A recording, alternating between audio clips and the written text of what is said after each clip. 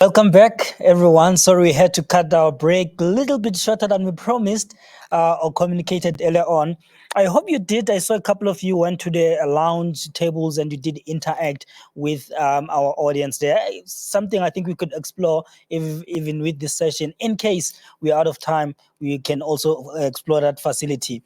Our session now looks at, as promised, the civil society and other perspectives into basic service delivery and oversight. You've heard about from the government officials, we've heard from almost all the experts, academia. Now we want to get a bit of civil society perspective and other, how do they think about service delivery in as far as local government, municipalities in particular, are concerned. And this is the session where you have to definitely participate and pay a special attention to it. We do have our lineup of panels here of experts that are here to talk to us, and they'll be led, or the session will be led by Kate Tissington, a Public Affairs Research Institute from PARI, the Public Affairs Research Institute. Good afternoon, Kate.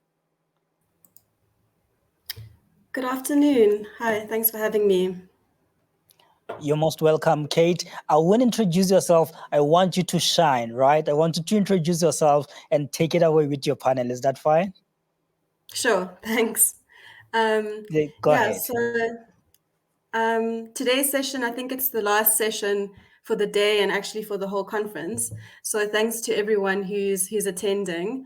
I've got, I think, a great lineup of speakers this afternoon. I'm going to just run through quickly. They're going to each have maybe like 10 to 15 minutes to speak, and then we'll have a short Q&A afterwards.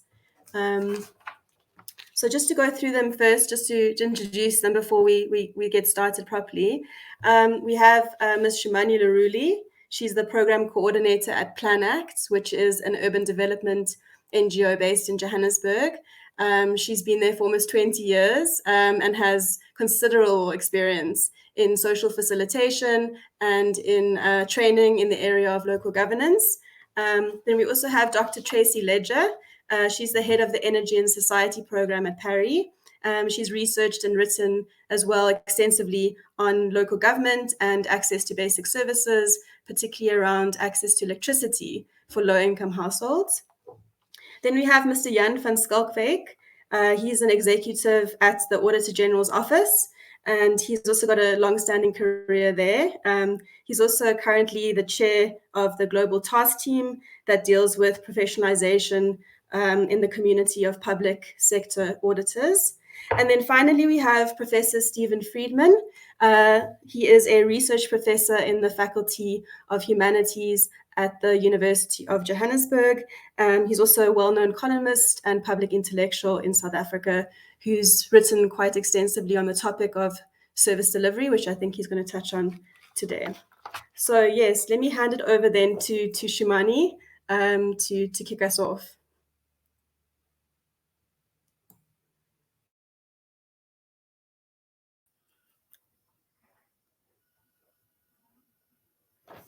Good afternoon.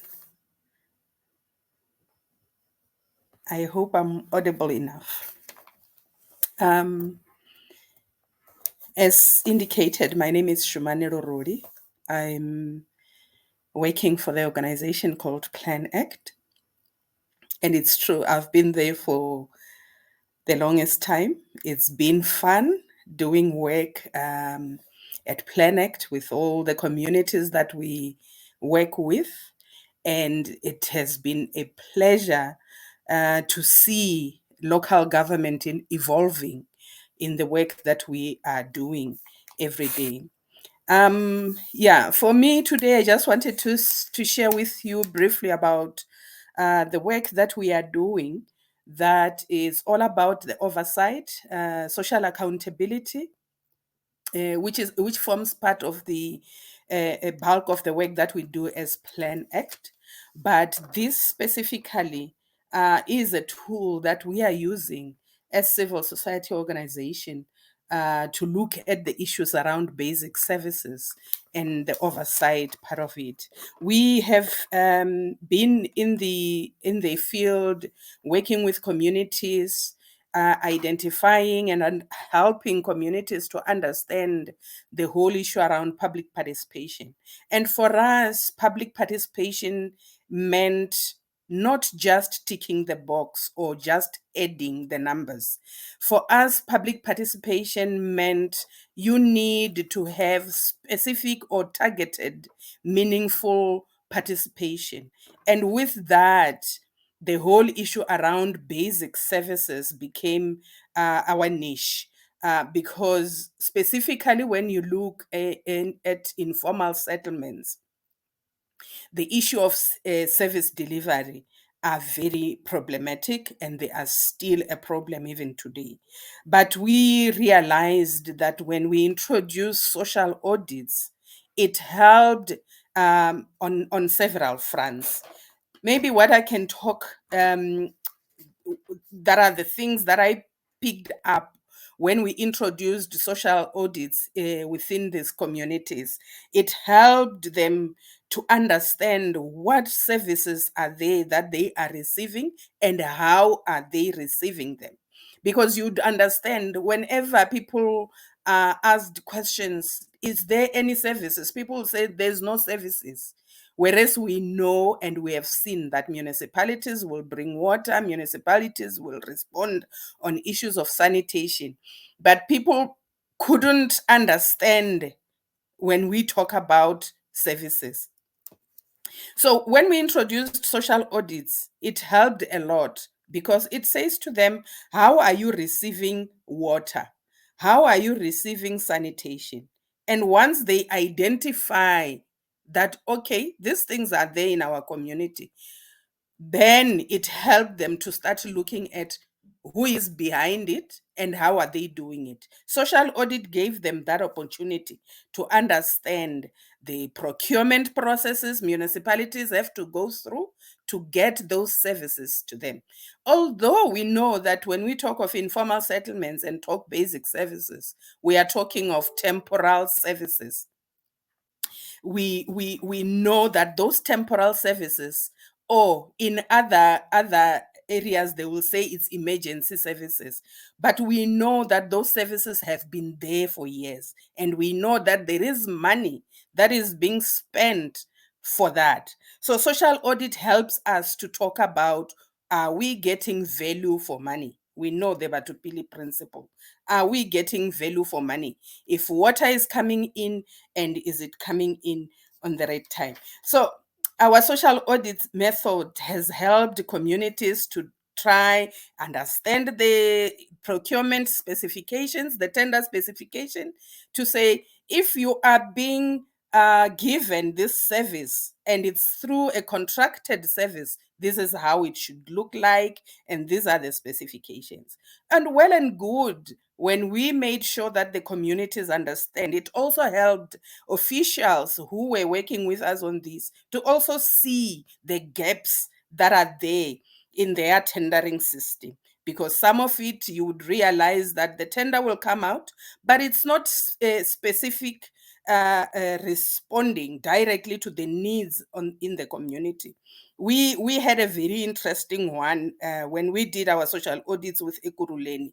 The whole tender was not saying anything about our disabled members of the community, people who are literally sitting on wheelchairs, who needs those public services. So it was very interesting to be able to bring that on board and make sure that community and the officials in the municipality understand each other and build the relationship around that. But it also helped the municipality itself, because we were able to bring out issues around lack of monitoring, to say, if there is a service that is outsourced, there is a need within the municipality to have an oversight role, or have people who are monitoring that service, so that we can get value for money. So for me, it's all about the consciousness of the communities to understand how these services come about and what is their role on oversight with that.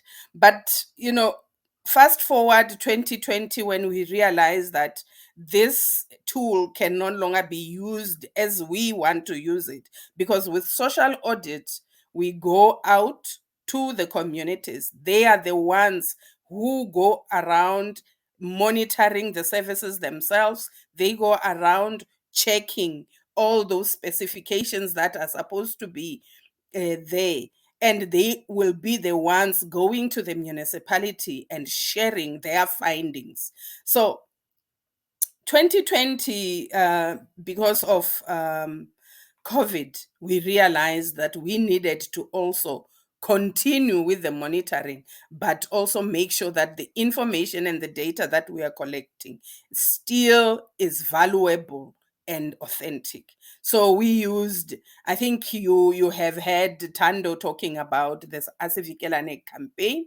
So it is one of the work that we as Planact are also partnering IBPSA and other civil society organizations across the country, and focusing to say water, sanitation, refuse collection, and the safety within communities. And last month we were also saying safety of women, safety of everyone in the community.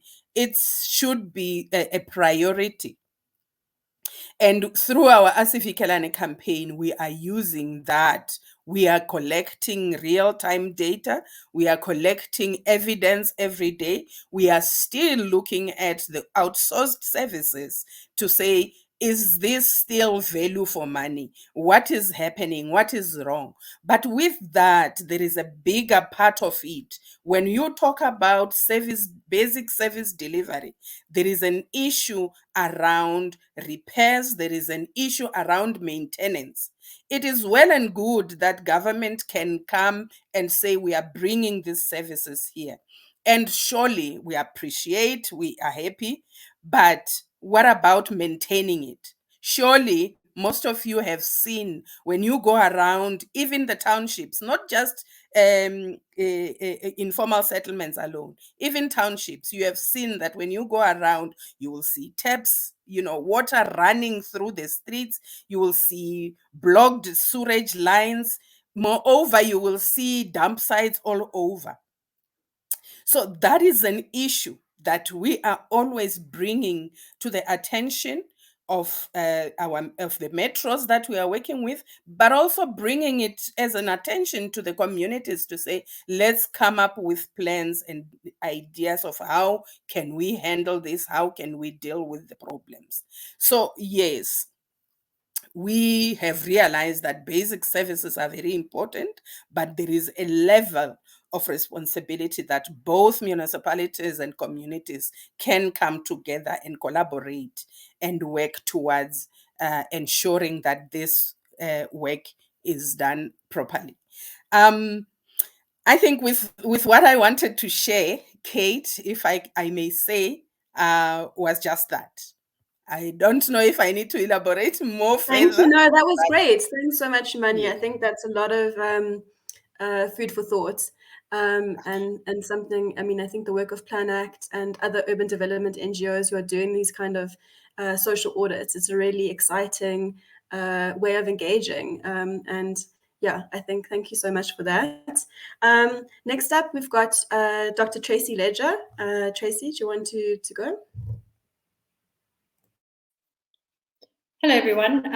I've got a PowerPoint presentation which someone else is going to drive for me, I hope. Or not.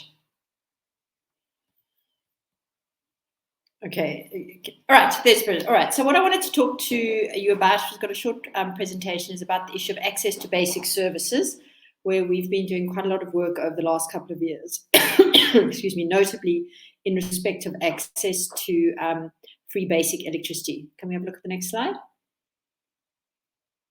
Thank you. All right. So I think, if you go and you have a look at the National Development Plan, if you have a look at the original RDP, if you have a look at the various white papers in the energy and water and sanitation sectors, and all sorts of other foundational documents of what kind of state South Africa wanted to be, there was this clear understanding that universal access to electricity, water, and sanitation were absolutely critical to improving standards of living. These are also really important to improving health. I think we all understand the linkages between water and sanitation and health outcomes, but there are also a lot of linkages between access to electricity and health outcomes. The ability of a household to access electricity, to cook affordable electricity, makes a big difference to the nutritional intake of the household. Approximately 1,500 children in South Africa under the age of 5 die every year as a result of indoor air pollution, which is caused mainly by people cooking indoors with coal and wood. There are strong linkages with improved education outcomes, health and sanitation in private homes and in schools. Electricity enables students to study for longer and give them access to more opportunities via the internet. There's data showing from South Africa, which shows that a household that's got access to electricity is 3 times more likely to start a small business enterprise than one that doesn't. And households who have access to more electricity can then increase the productivity of their existing economic activities. They can keep their businesses open for longer, and they can engage in more value-added activities up the value chain. So all sorts of good things result from universal access. And I think we could justifiably claim, and a lot of international development agencies have claimed, that universal access to a minimum level of basic services is the single most important development intervention that a developing state can make.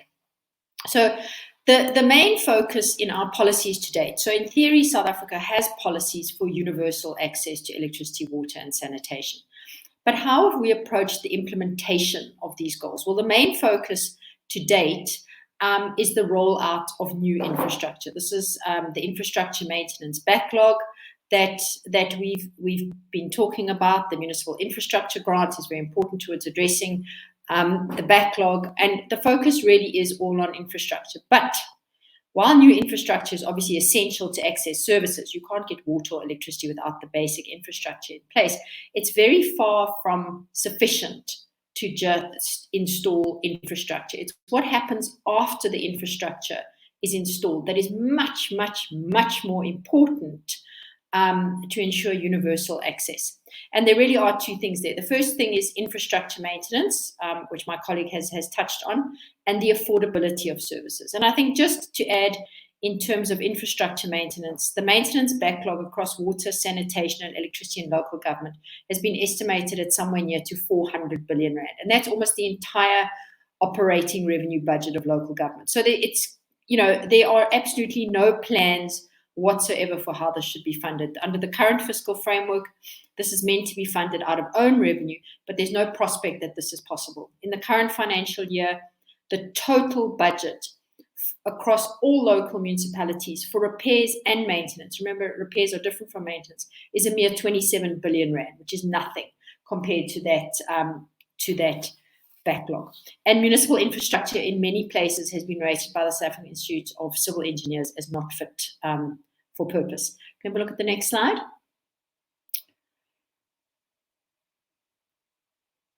But the main issue that is the stumbling block to access is affordability.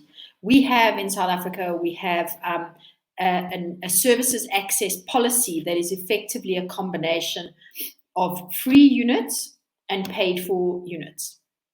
And this together is supposed to ensure that everybody has affordable access to services. But the policy's been what could be politely described as a dismal failure.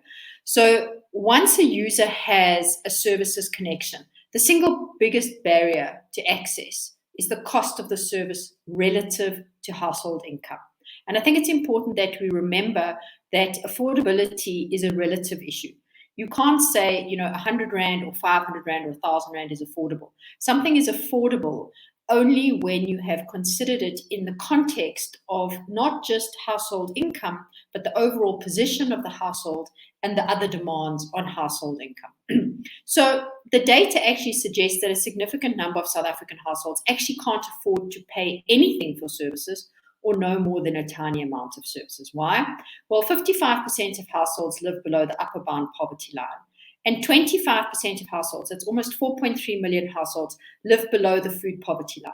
And what that means is that the total monthly household income is not sufficient to purchase a basic nutritious basket of food. And we need to remember against this background that child malnutrition and food insecurity is one of the most serious developmental problems that the country faces.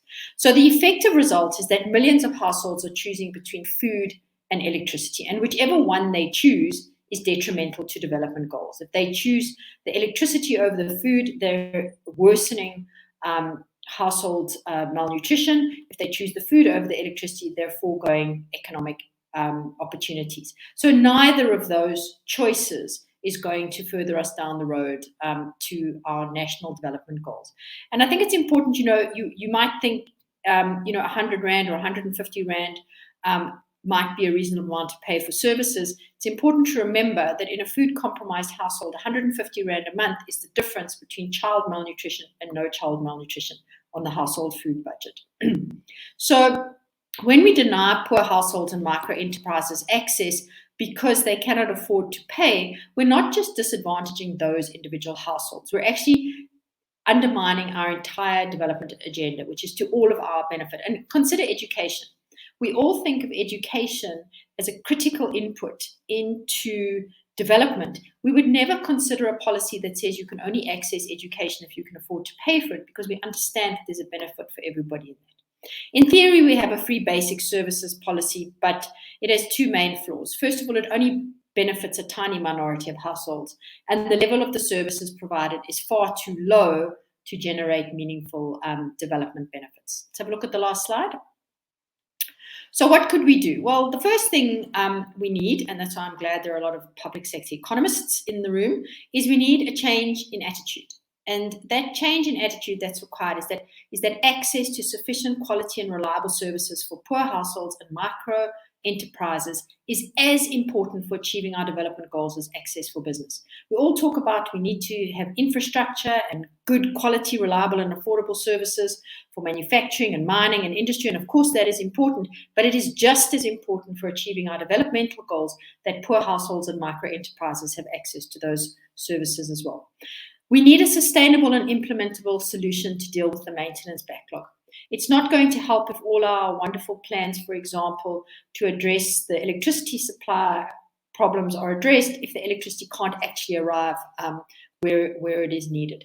Proposed amendments to divert part of MIG to maintenance are a good start, but it's important to remember that MIG doesn't cover electricity. So it doesn't cover the electricity distribution backlog. Most importantly, we need a significant improvement in the various free basic services policies.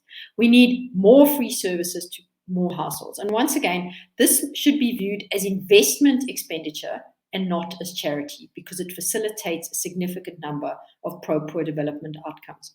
So we need to improve the structure, implementation, and oversight of the free basic services so more households benefit. And the important thing is, apart from the developmental impacts, more free services remove incentives for illegal connections, reduce outstanding municipal debt, and reduce administrative costs with trying to collect that debt. So if you did a cost-benefit analysis, you would find that there are significant benefits associated with policies that far outweigh the costs. Thank you. Thanks so much, Tracy. I think, yeah, really insightful presentation. And I think sometimes we forget that we really do need to be cognizant of the levels of poverty in the country when we're discussing access to basic services. All right, I'm going to turn now to Jan van Schalkwyk. Jan, do you want to come up? Yes, thank you. Thank you very much. I've also got a couple of slides. I've tried the button on my side. Ndiwe, if you can run that for me. If not, I'm happy to proceed just without that. Good afternoon to everybody that's attending, and also thanks to the fellow panelists. It's a privilege to share time with you on the screen. We can probably immediately move on to the second slide, please. So if we think about this whole issue of citizen engagement, citizen participation, I think it would be very difficult to find anybody that would not be prepared to commit to this in principle. It makes so much sense. I think Shumani, if anything, gave us a very easy and straightforward explanation of how important that is. What I found, though, is that it is often very difficult to do. Suddenly, when you're faced with doing it, you find out that there's risks and there's all sorts of methodology issues that you can come up with that then prevents this from happening. And I thought it's important, perhaps this afternoon, that I address that as somebody that sits on the other side and engage often with civil society to great effect. What you see on the screen in front of you is some of the background, some of those easy to commit to things, but I think it's important to revisit that. So you see it throughout the globe. You see it in the United Nations Sustainable Development Goals that speak about leaving nobody behind. Well, who's nobody? That's the citizen, of course. You see it in auditing standards. Believe it or not, auditors that normally write incredible technical standards has got an auditing standard that deals with the value and benefits of supreme audit institutions, the relevance of these institutions. And the subheading to that standard says working to the benefit of citizens. The standard actually goes as far as saying as if an audit office cannot create benefit to the citizen, it's almost not worth doing it. You'll see that the Intersite Capacity Building Committee also pronounced on this. It's a committee that does capacity building in all national audit offices across the globe. You'll find some interesting reading. I know the organizers made sure that there's access to these documents afterwards. So you see it in that type of community. Closer to home for us, and this afternoon I declare up front that I speak from the point of view of an audit office, although I suppose the principles transpond to any other area, and I'll try and point that out. In our strategy, if you heard our Auditor-General Maluleke speak, she often talks about the fact that our work should reflect and touch the lived realities of citizens. I'm sure all of you know the criticism that's linked to the so-called clean audit status of municipalities. It's designed as something that gives you a sense of how well they manage their money and how good their governance is. But at the end of the day, the closer we can take that to the experience of a citizen, so much better. And lastly, at a very practical level, we know what's the value of this in times of crisis. We saw the value of engaging with citizens during government's response to pandemic, and when we started auditing, now the KZN flood relief efforts, same thing. Interesting, though, that from not doing it to huge acceptance by Parliament, that happened in a couple of months. It's interesting when we brief Parliament to see how quickly they arrive at the question of, but what does the citizen say? And I suppose that's fantastic news. If we can move to the next slide. So now I'm moving away from it's easy to commit to more reflecting on how do we do this. We see definite benefits in there. You'll see a couple of pointers there. It does talk about the audit office, but if you take that first one, better informed citizen, better informed audit, you can equally say better informed citizen, better public participation, or better understanding of service delivery issues, like Tracy has just run through. For us, it is important to communicate about audit results, but so much more to reach the citizens. So media becomes important. Community radio stations become important. And forgetting that you're auditor, moving away from technical speak and trying to speak the language of the citizens. I think in pockets in our work, we get to a point where people start giving us feedback, especially when we start talking about these delivery issues, but you're starting to pick up on the language. One of the people in Asavekilane a couple of weeks ago, when we introduced him to people in our organization that is dealing with the water value chain, said, hang on, you don't speak like an auditor anymore. And I suppose it was the biggest compliment that we could ask for. Of course, it is not just informing the citizen, it's also making sure that you feed the citizens' inputs into your work. And we see fantastic examples throughout the world. Maybe one that stands out in my mind is in Ghana, where they've got a citizens app, where as long as you've got a phone, you can speak to government. You can speak to the audit office. You can make sure that they're aware of what's happening in your area. Many other examples. In Georgia, they've got literally the equivalent of what we would call ATMs, our banking machines, throughout the city, and citizens can just literally log on and give inputs into the audit process. Very, very, very interesting. It increases capacity. For us in the audit office in South Africa, just talking to civil society around risks, about context to our audits, about our sector work, it's become incredibly, incredibly important, and it lifts our capacity quite a bit. But if we look broader in the globe, we see that in South America, it is not a strange thing to the audit office there to have community members on the audit team. I suppose there's a whole framework within which they do it, but to them it's common practice to have citizens as part of an audit team, and they show the results. So a fantastic stretch to the imagination. Better reach and impact of audit results. Of course, if you speak the language of a citizen, if you focus on the issues that make a difference to the life of citizens, you're going to have better results. I think both Shumani and Tracy said the accountability is better. People understand what it's about. They know who to speak to. It's a better informed system. Altogether, everything hangs together better. And the last one is perhaps a little bit of a selfish one, but it talks about better support. I think often government officials lament the fact that there's wonderful work being done, but people don't pick up on it. But people will not pick up about it if you don't engage. So it's got to be a very obvious, in-your-face strategy. If we move to the next slide, and this is really speaking to people that that would embark on this, that would commit to engage with citizens. I think it's quite important to think about the issues that should be top of mind when you start doing exactly that. You should make this part of your strategy. It shouldn't be an ad hoc thing. You should be clear on what you want to achieve. You should make sure that people understand why you're doing it. You can imagine in our world of audit, where all of us grow up as technocrats, what it means to suddenly be in a relationship game, to suddenly have to speak to other people. Well, we've learned over time to do that with politicians, but suddenly you're faced with civil society. It's a different skill. You need to be prepared for it. The people on the other side is different from you, but in a good sense. You need to get used to it. You've got to institutionalize it. It can't be ad hoc. You've got to be clear that you're not just meeting the audit standards when you do your work. You need to meet the expectation of a citizen.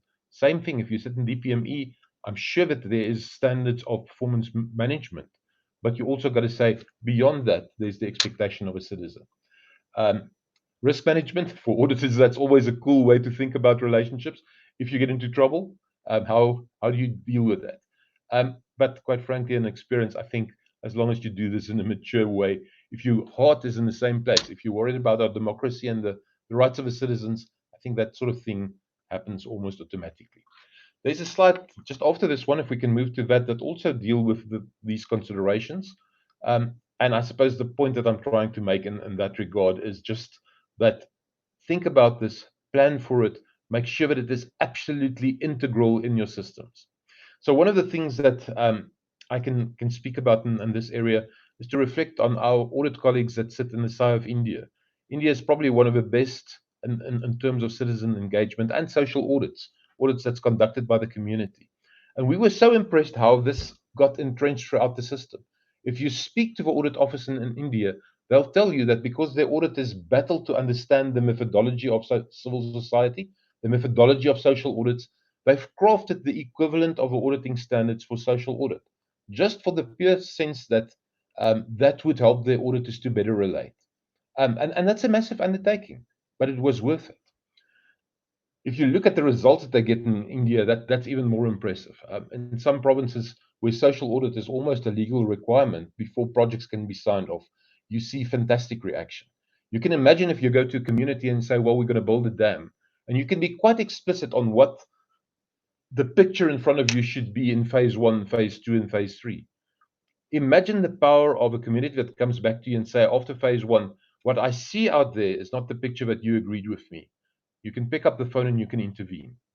It goes to the point of certain projects can't be signed off or paid for if there's not an audit report from the audit office, but also a social audit from the citizen.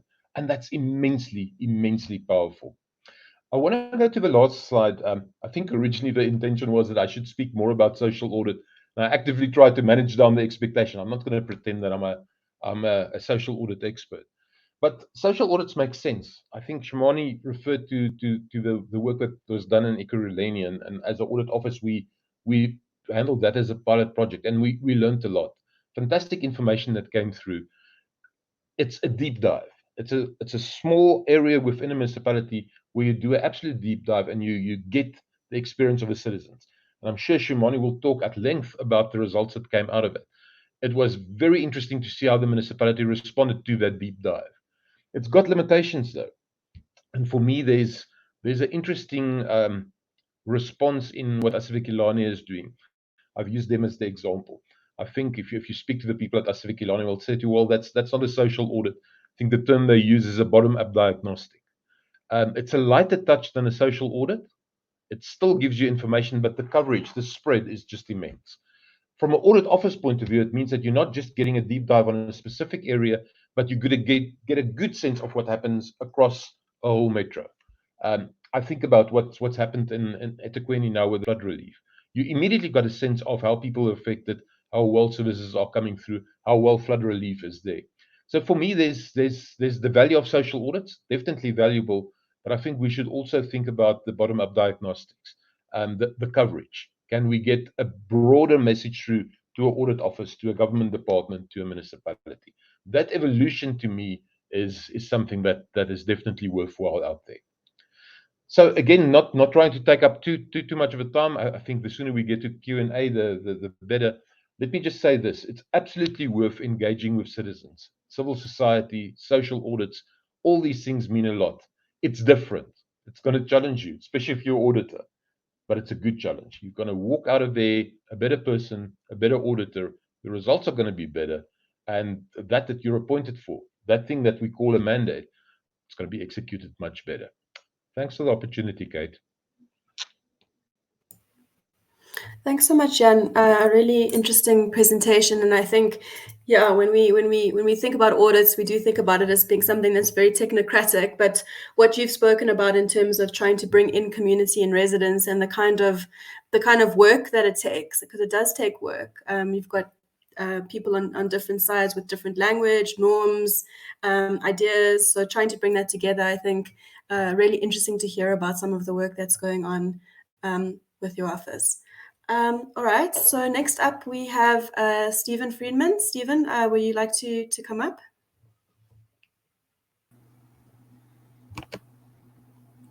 Have I come up? There we are. Sorry, I am deeply technologically challenged. I'm taking an advanced course so that I can learn how to use the ballpoint pen, and after I've done that, I'll try and master some of this other stuff. Yeah, what I wanted to do is perhaps place what some of the other panelists have said in a context, and hopefully challenge you to think about these issues in a somewhat different way. Because I think the sad reality is that, we've heard already that everybody agrees that hearing what citizens have to say is a good idea. But I think the reality is that everybody agrees this as some sort of abstract idea. I think very few people engaged in public economics and in the planning which flows from that really do believe that putting citizens at the center of this issue is important. And I want to make a case for why it is important by suggesting that service delivery, which is partly what the session is about, is a problem rather than a solution. So why do I say that? And let me start off just a couple of points about my earlier observation that we talk about these things in theory, but we don't really mean them in practice. I think that there's a tendency, and I'm not saying everybody falls prey to that tendency, when one tries to see infrastructure and public services as a public economics question, to use a particular kind of economic reasoning. And it's the kind of economic reasoning which assumes, first of all, that everybody is essentially motivated by what the economic textbooks tell us we're all motivated by, which is maximizing our marginal utility. In other words, we're all kind of mini computers who look at every situation to try to evaluate whether we can improve our economic circumstances from a particular intervention. And secondly, I think that there's an assumption, because economics is about a particular kind of technique, and technique leads people in particular directions, to assume that it's possible to determine what is best for people by determining, you do all the economic analysis and you work out what will maximize people's life chances, and then you go and do it. And of course, the problem with this kind of reasoning is that whatever rhetoric is used, it in effect deals the citizen, deals the actual human being out of the equation. And that's where my problem with service delivery comes in. We throw the term around a lot, and it's assumed to be something that everybody wants. But in fact, it's a very problematic term, because it assumes that the role of a citizen in a democratic society is to have services delivered to them. So your job is not to have any say about what those services should be, or whether a particular service should be provided at all. Your job is to be delivered to, and then, of course, if you don't like the way you're being delivered to, you're allowed to say so.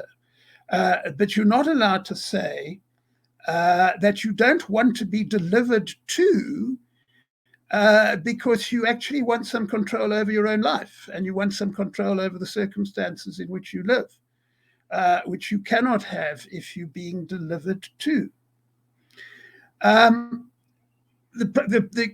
What flows from the service delivery approach is something I talked about a moment ago. Clearly, if it's about being delivered to, you need to be delivered to by people who know all about delivery. And people who know all about delivery are technically skilled people who've got the right academic qualifications, have attended the right courses, etc., and have the right initials after their name. And if that's what it's about, there's even less role for citizens than there was before, because most citizens don't have those qualifications. And therefore, what service delivery becomes is a way of disrupting people's environments in ways which may not work for them, and which may cause problems for them. And I'm going to give you one concrete example of this just to illustrate the point. There's an area which some of you may know to the south of Johannesburg called Diepsloot. And Diepsloot some time ago was the scene of some quite ugly protests which turned violent. And inevitably, because that's the way people in the mainstream approach these issues, these were deemed to be service delivery protests, by which was meant that people were demanding service delivery. Actually, people weren't demanding service delivery. People were demanding to be freed from service delivery. What do I mean by that? The technically skilled and qualified people in Diepsloot, who had decided how the place ought to be developed and what ought to be done to develop it, had come to the conclusion that a sizable number of residents were living in the wrong place because their homes got in the way of the delivery plan. And of course, that being the case, their homes would have to be moved to somewhere else. Now, it may not surprise you to learn that most people don't like to be told that their home should be moved somewhere else where they've had absolutely no say in the decision. And people were actually rebelling against that and saying, no, actually, we want to keep our homes where they are, and would you please leave our homes as they are. Now, you might see this as a very extreme example, but it's actually not such an extreme example. Because if you start actually analyzing what is going on when people take to the streets and protest, you very quickly find that the common theme is not people demanding that they be delivered to. The common theme is people demanding that they be listened to, which is an entirely different matter. And if I were to pick out one theme in the protests which people engage in when plans are devised for their betterment, it is the message: you do not listen to me, you do not hear me, you do not understand me. And that message, you do not understand me, can apply in a number of instances. First of all, it can apply in an instance where the marginal utility theory, if you like, does kick in. In other words, where people are taking perfectly rational decisions based on their desire to maximize their economic benefits, but which happen to be taken from an entirely different experience to that of the public economists who've devised the plan in the first place. And what I'm thinking of here specifically, to give you another concrete example, is what happened over a fairly lengthy period of time in our country with public housing. And in effect, what happened was that every kind of respectable theory devised by public economists told you that people improved their situations by owning homes, that the homes that they own should obviously be made of bricks and mortar rather than of the materials which people use in shack settlements. And therefore, as we all know, we had a program to provide people with what were called RDP houses rather than the shacks that they were living in. And it was confidently assumed by the public economists and by the other technicians that this would have all sorts of wonderful effects and that people would benefit in all sorts of ways.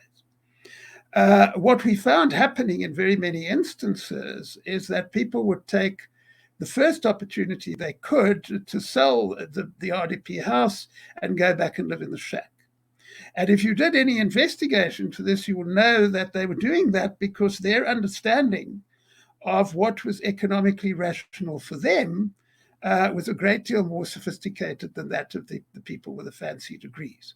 Because if you take people, because what was happening is that people were being taken away from areas which were close to the bus stop, which were close very often to where the children went to school, and where there were shops which people were familiar with.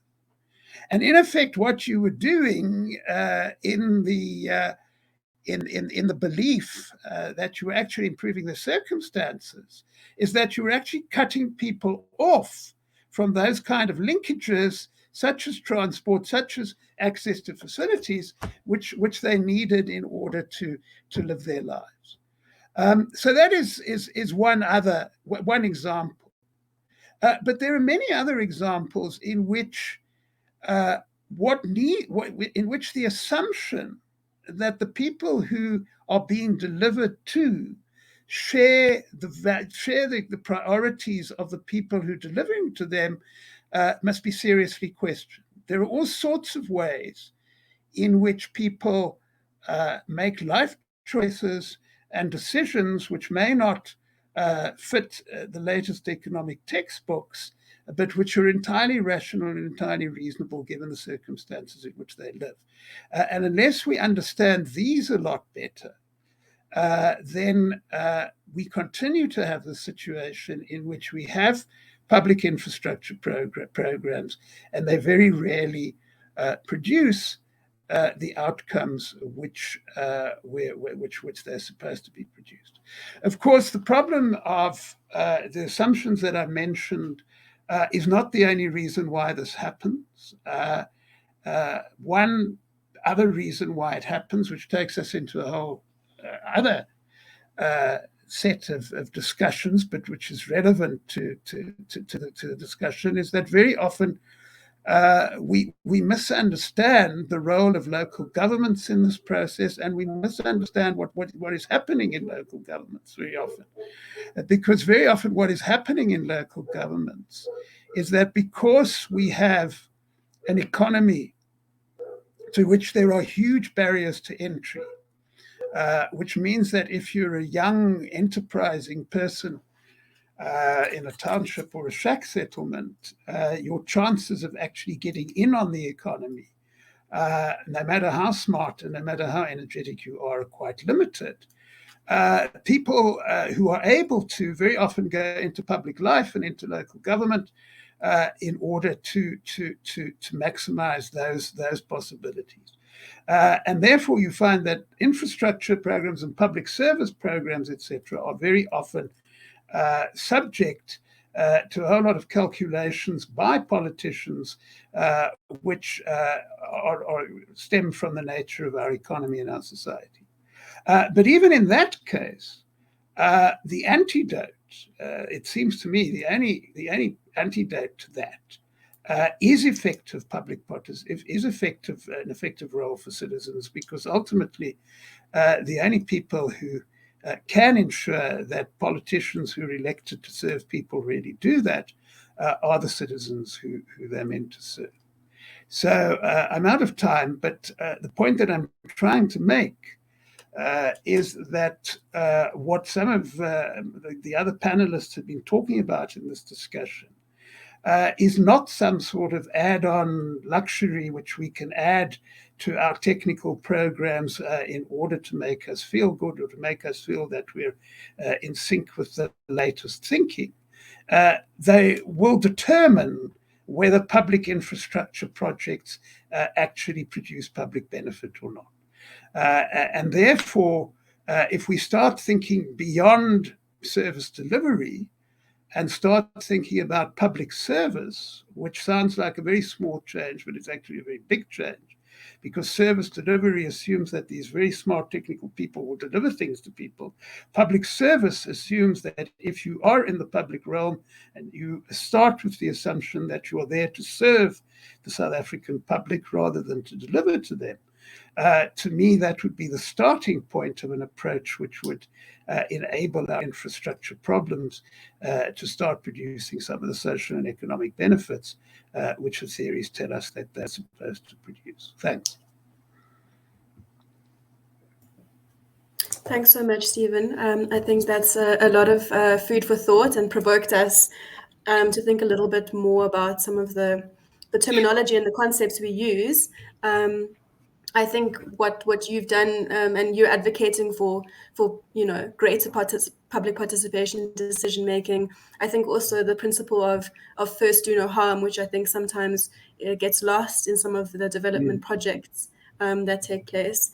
I think great presentation. I'm going to take some questions now. So I'm seeing a couple have come up in the Q&A box. So please pop them in there. Some quite controversial ones as well. Maybe I'll leave that one.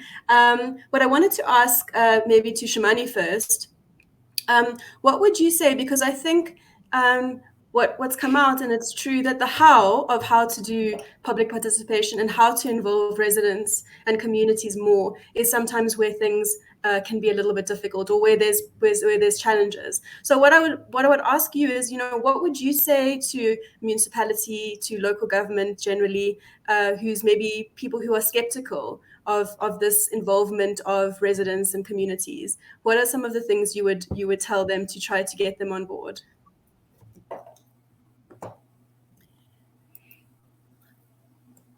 I remember when I was attending the conference for SALGA, I reminded them that as officials, when you think of the work that you are doing, think of your brother, your sister, your mother, and your fellow cousins. Because when we talk service delivery, we are not saying you are taking it somewhere where you don't belong. So for me, do what I'm doing, will my sister be happy about it? I think that's basically what I said. But I think what we also said when we engaged in Ekurhuleni, we said citizens have got ideas. Citizens just need you to listen to them, like what Stephen was saying. They need you to, understand their needs, so that when you plan, you are speaking to what they need. So I think that is, for me, it's very important.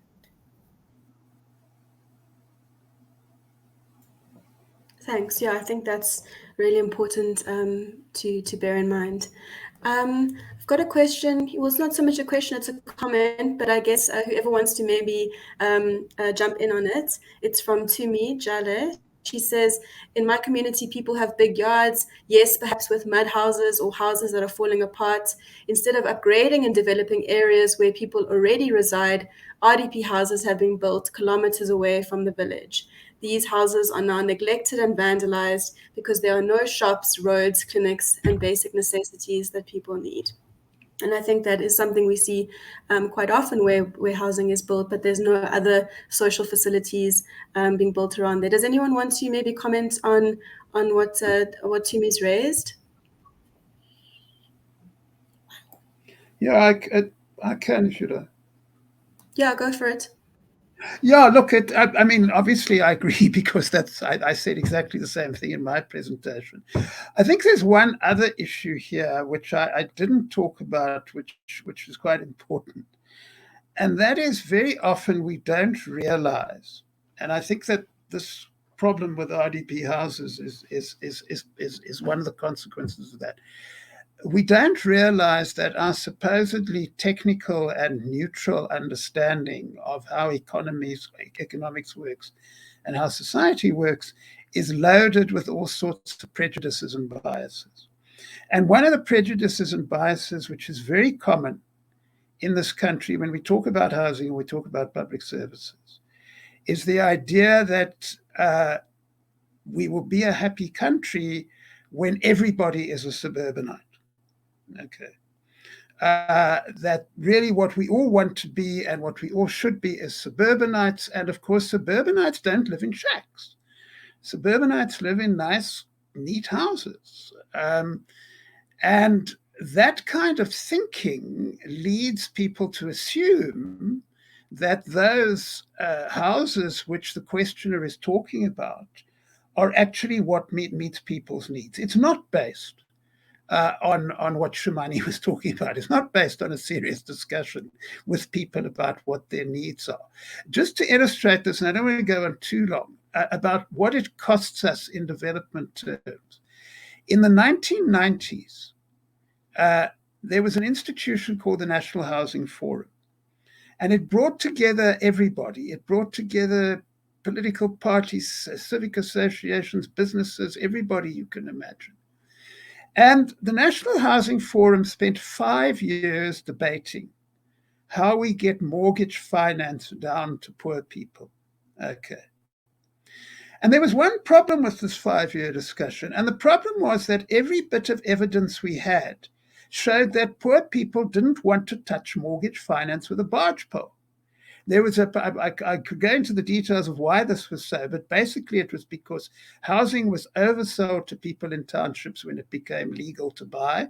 And the result of it was that a lot of people were convinced to take housing loans which they couldn't afford, and people in shack settlements and townships associated home ownership with repossession, with being thrown out of your home because you couldn't pay the bills.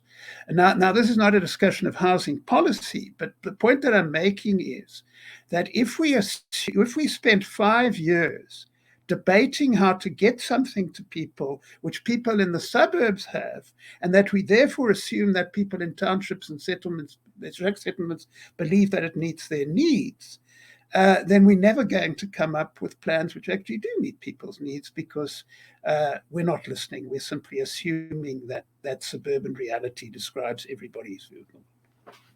Thanks. Thanks a lot. Yeah, interesting points.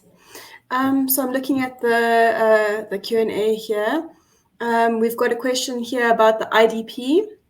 I don't know if Shumani, you want to speak about that, around how we can alter the IDP process to take into consideration what communities need. And I think there's a lot of interesting work happening around that. There's a question as well, a controversial one, that's for Tracy. What is your view on the introduction of a wealth tax in South Africa?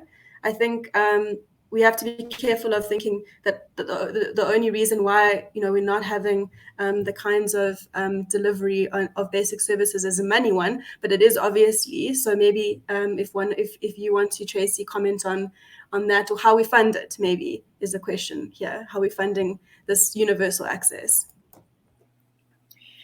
Yeah, thanks, Kate. I mean, I mean, I think that in South Africa, what we've got is we have a strong tendency to focus on solutions because we assume that we know what the problem is.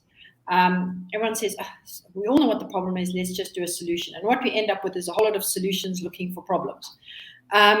Instead of spending enough time understanding why, in fact, it is that things don't happen. Sometimes it's because there isn't enough money. A lot of the times, I think Jan from the Auditor-General's office would say it's because the incorrect things are prioritized across the state. The resources that are available are being spent on the wrong things. And that can either be deliberate or it can be a structural issue. It can be a way in which local government is structured, the mandate of local government, what local government is expected to do apart from its constitutional mandate. So I think, we should spend less time thinking about solutions and more time questioning whether we really understand what the problem is.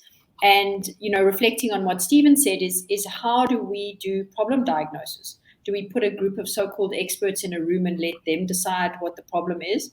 Or do we do more collaborative, listening kinds of problem solving that try and understand the world from other people's point of view? And I think that in general, we're not very good at that. And I can say as an ex-economist myself, that economists are particularly bad at doing that. Economists are very good at talking and not very good at listening. So let that be the public economist's New Year's resolution, to listen more and talk less. Jan, do you want to come in there and just comment on what Tracy said?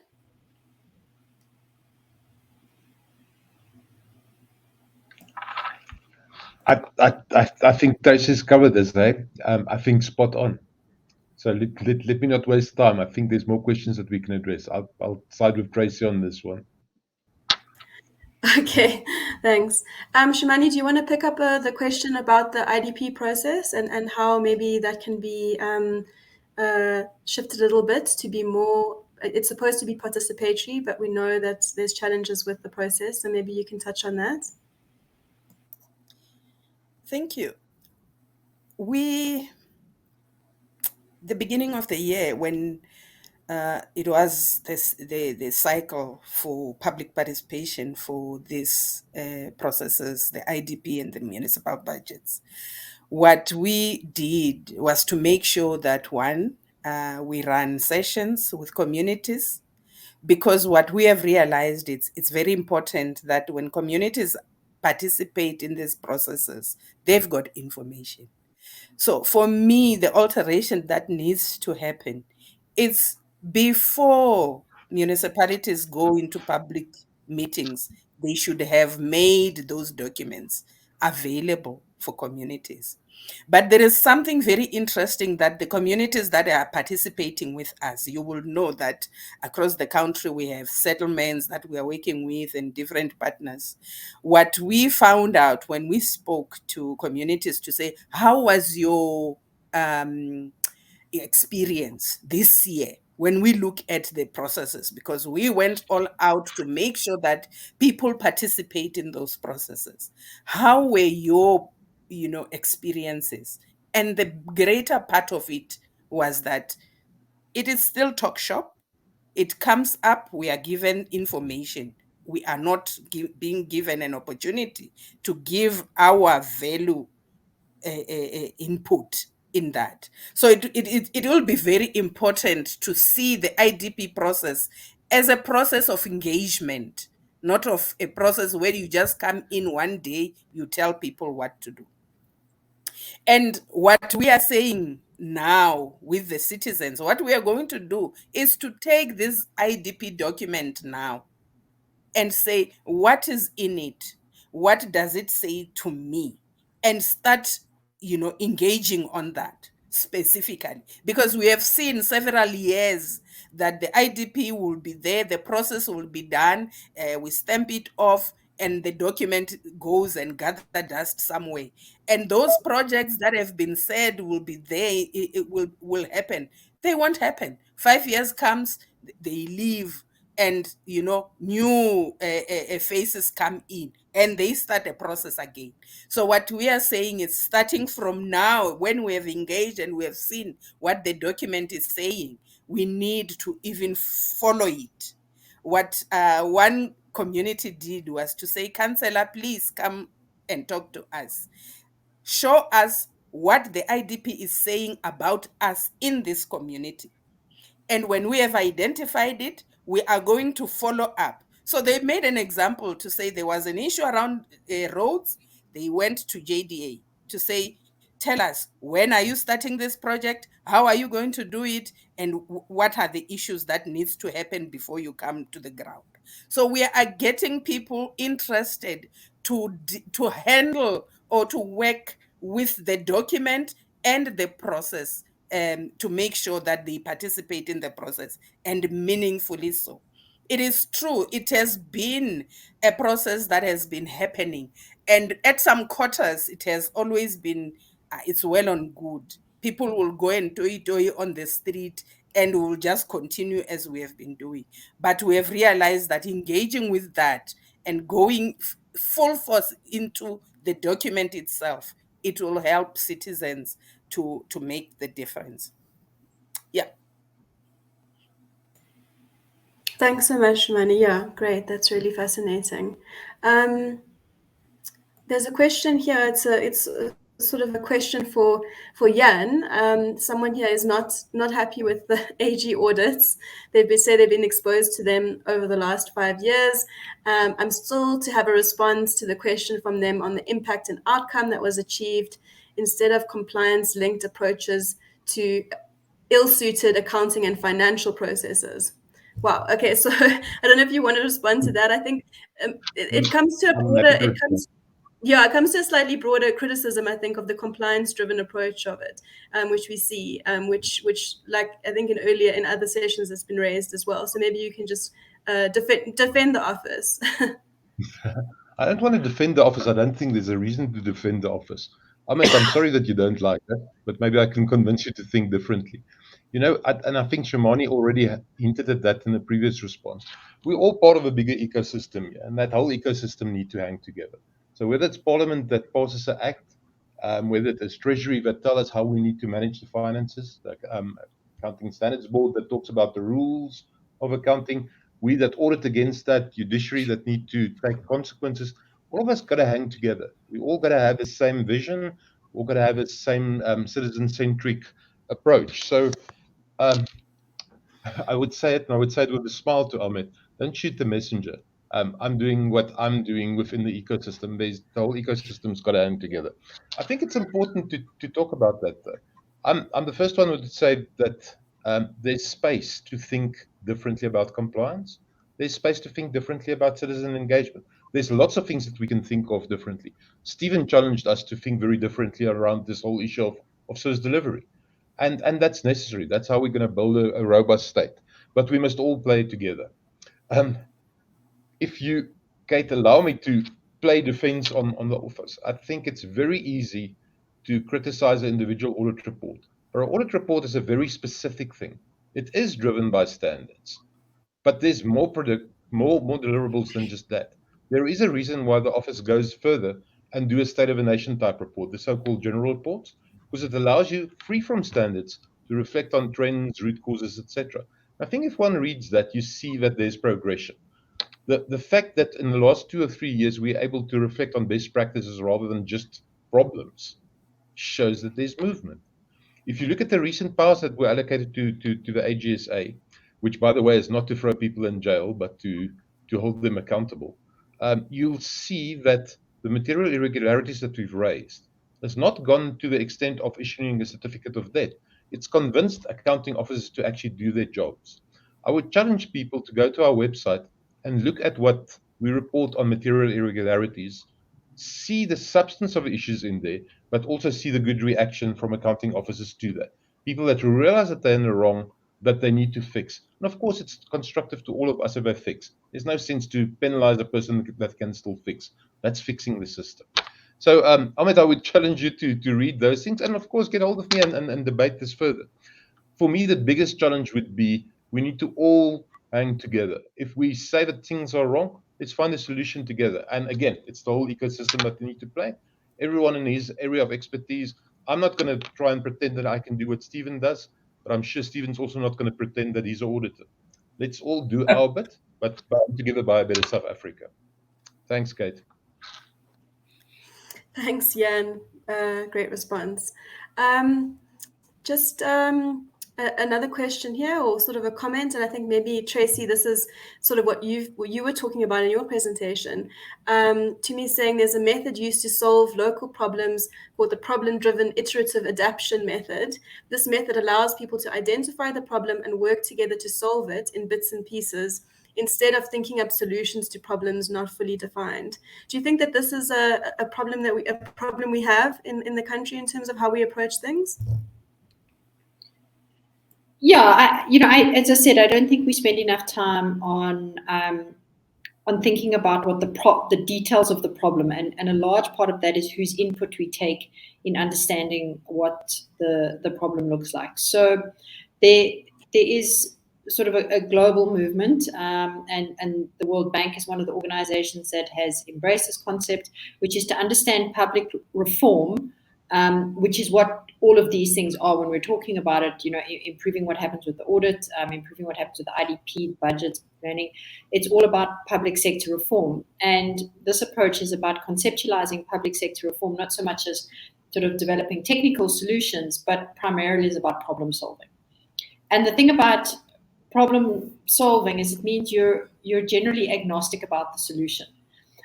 You don't think about the solution when you start. A good solution is one that is most likely to address the problem that you have identified. That's a very different way of thinking about things. It's kind of a scary way to do things in the public sector as well, because then you need to say, you need to say to public servants, well, we don't quite know what we're going to do, but we're going to spend a lot of time talking about it, and then we'll decide what to do. And that unfortunately doesn't fit in our model of KPIs and long-term planning and fixed targets and that. So we need to understand sometimes that this demand that we have accountability and everybody does what they said they do also very effectively cuts off the space for locally driven and context-based solutions to problems. So, that's the other side of it. The more sort of performance management, the more detail in planning, the more you set targets and you won't change them because people must be accountable for them, the more difficult you make it to do this kind of iterative, sort of how long is a piece of string kind of work. Thanks, Tracy. Does anyone want to come in and comment on that point? I think it's an important one. Stephen, would you like to say something on that? No, I agree entirely, and I think that there are some quite perverse incentives out there as well. I mean, I remember a period years ago, when we've been a democracy for a few years, in which we were trying to, an organization I was part of was trying to get senior civil servants to reflect on their experiences of the last few years and whether they'd made, whether they'd learned from mistakes and so on. And the whole thing couldn't work because they'd introduced performance management contracts. And basically people were terrified because the way it worked is that if you admitted that you'd learned from a mistake, that it would count against you in your performance monitoring contract. And I think it's part of this wider thing. You have to, perhaps what we're all saying in a lot of ways, if you want to intervene effectively, you have to understand people. Whether those people are senior civil servants or people who are forced to live in shacks. And it doesn't matter how many books you've read, unless you understand people, then you can't actually intervene in people's lives in ways which improve them. Thanks.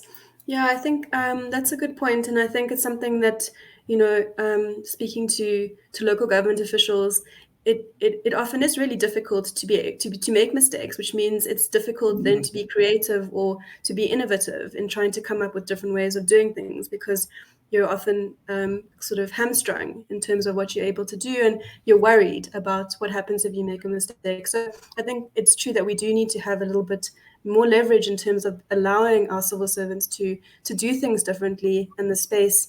If it doesn't go right, or if we're still figuring it out and it takes more time, to give them that space as well. And I think that's what's required, especially with this different way of doing things, in involving residents and communities in decision making. I'm looking here for, there's a couple more questions. I see, sorry. Yeah, okay. Anyone have anything they would like to add to that? I think there's a couple of questions, but I'm not seeing. I mean, the issue of poverty is coming up, I think, in the chat, and it's something which I think Stephen mentioned it and Tracy mentioned it, is that, you know, in a lot of ways, our policies and our laws were developed with the sense that people were going to be maybe in a better economic position than they are in at the moment. And so the way in which things are currently means that we do have to think a little bit differently about how we prioritize something like basic services to be able to target those who really need it, and like Tracy said as well, to be able to get involved in you know, income generating activities as well. Maybe Tracy, you can say something about that in terms of, you know, what, when we're actually thinking of examples, or what are we talking about when we're saying we need basic services for micro enterprises? I mean, are we talking about food gardens? Are we talking about small businesses?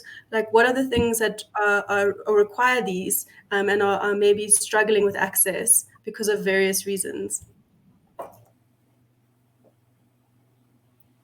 Yeah, it's actually, and it's quite astonishing that given how much emphasis there is in national development policy on supporting small businesses, that we actually know there is actually no data at all about this and very little knowledge about it. And when we have a look at national plans or provincial plans to support small business enterprise, issues around basic services in general and electricity in particular really don't come up. So just as one sort of random example, if you have a look at the Gauteng Township Development Bill, it talks about infrastructure to support small business, but it doesn't cover the issue of electricity.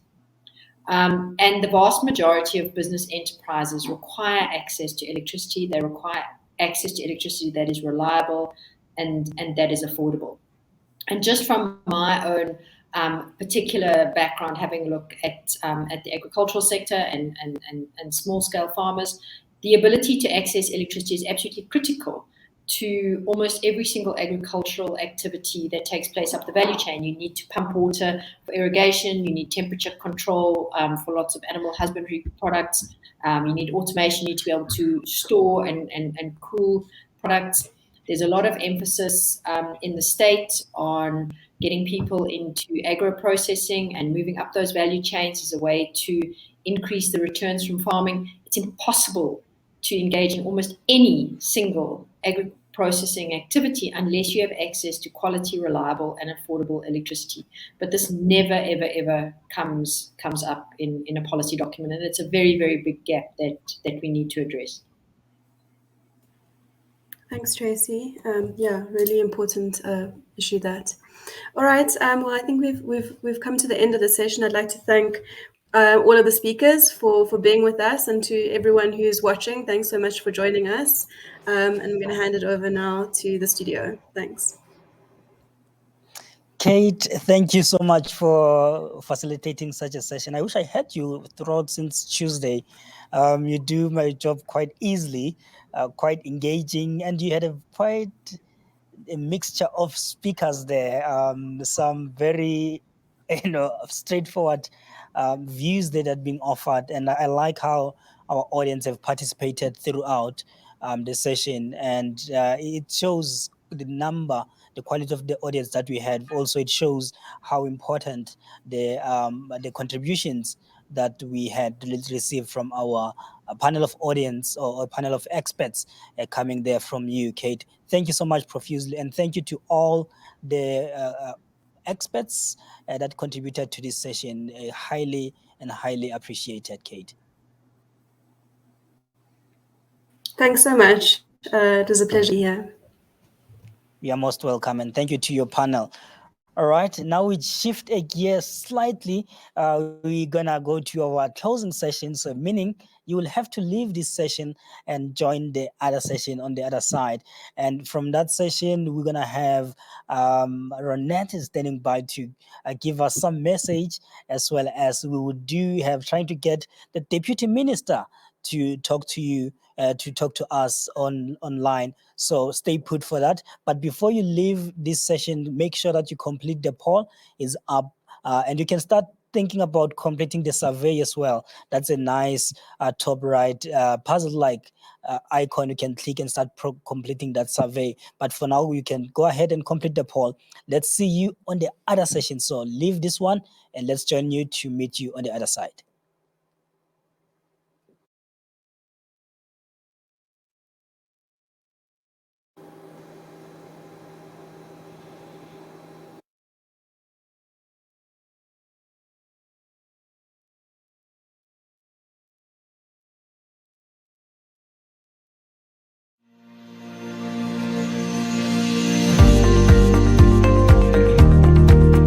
South Africa confronts difficult public policy challenges. How to give greater impetus to growth while broadening economic participation and improving the distribution of incomes and opportunities.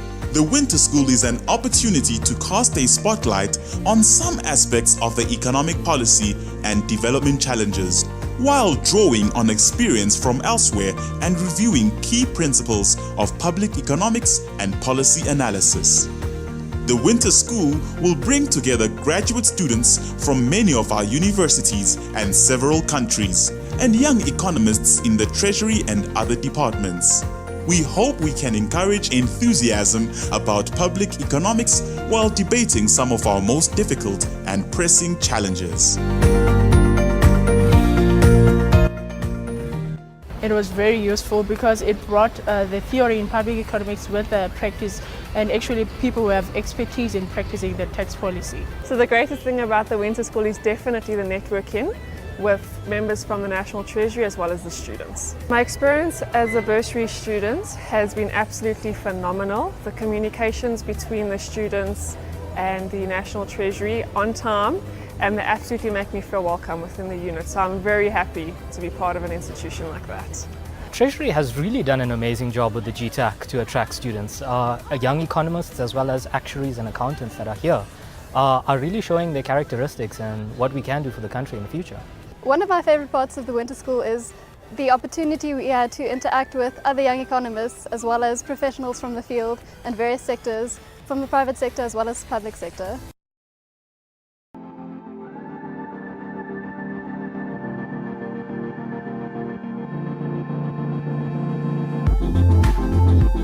You are among South Africa's brightest young individuals. Many of the students among you have come through good schools and universities where you've been challenged to think about the workings of an economy and how you can contribute to it. But how much have you thought about public policy and whether you may hold a solution to the many questions being raised in the areas where National Treasury does its best work? We hope in the next few days, all the personalities you'll engage with and all the topics you'll hear discussed and hopefully ask your own questions about will open your eyes as to how your years of theoretical and academic training can be put to work empirically. I think one of the things that's been impressive this week is that you are getting students and practitioners and academics all in the same room to think about what are the theories behind how to increase consumer welfare and individual well-being for citizens. And so here is it theoretically, but how do we implement it in an effective way? And then how do we monitor and evaluate it as well? And I think that a number of students are seeing, and a number of even the practitioners, and academics, we're all learning from the students and their clever questions and pushing back and saying, well, how can we measure this afterwards? Is this the best way Is this the most holistic way? Do we need to think about the social determinants of some of these major problems, such as lack of education or unhealthy eating habits or cigarette usage or alcoholism?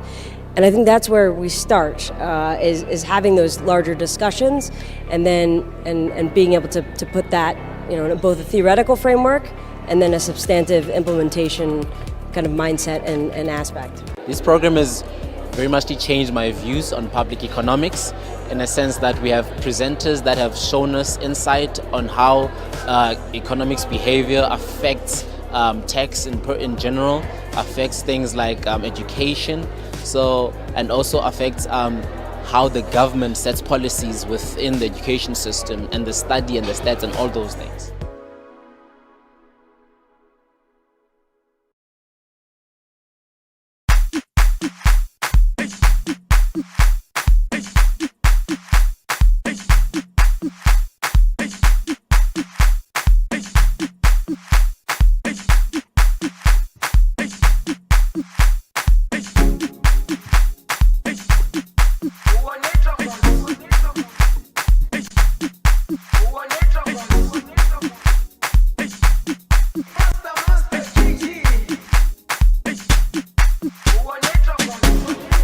Jerusalema ikhaya lami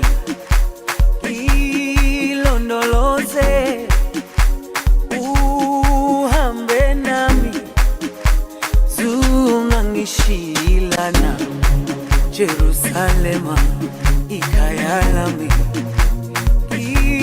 ilondoloze uhambe nami zungangishilana dawo yami ayikholana buso wami awukholana ilondoloze zuhambe nami dawo yami ayikholana buso wami awukholana ilondoloze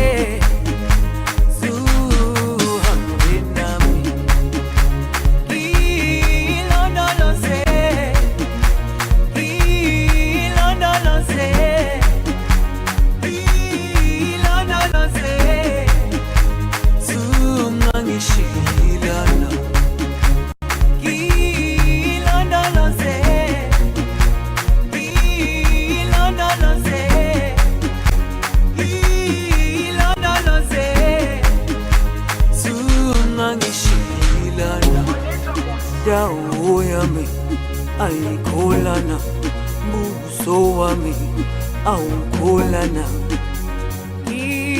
ilondoloze zuhambe nami dawo yami ayikholana buso wami awukholana ilondoloze zuhambe nami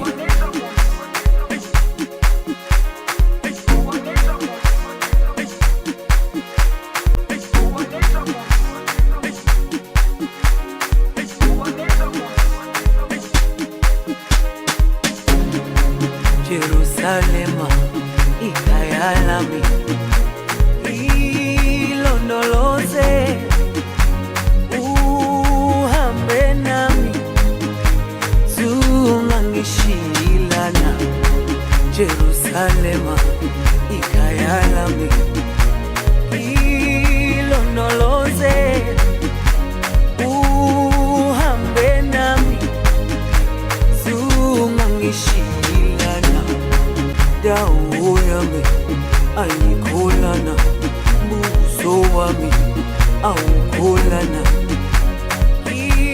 ilondoloze